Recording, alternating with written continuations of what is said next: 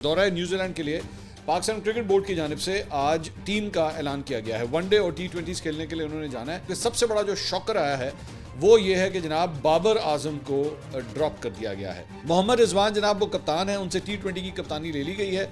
सलमान अली आगा को जो है वो टी20 का कप्तान बना दिया गया है। सलमान अली आगा जो है वो वनडे के अंदर वाइस कप्तान भी हो गए।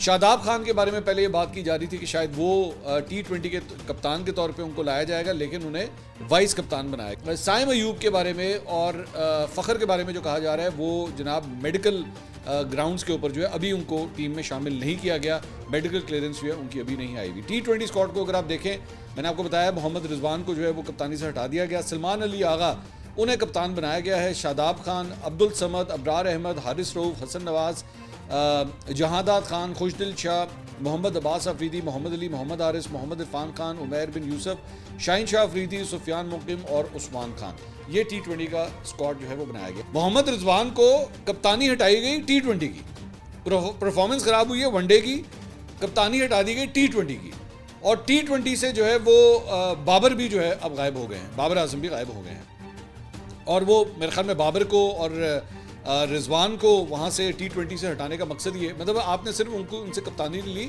आपने उनको ड्रॉप ही कर दिया। मोहम्मद रिजवान को सीधा आपने टी20 से आपने ड्रॉप ही कर दिया कि जनाब तुझे हमने टीम में ही नहीं रखना, और वनडे के अंदर जो है आपने उनको रिटेन किया है।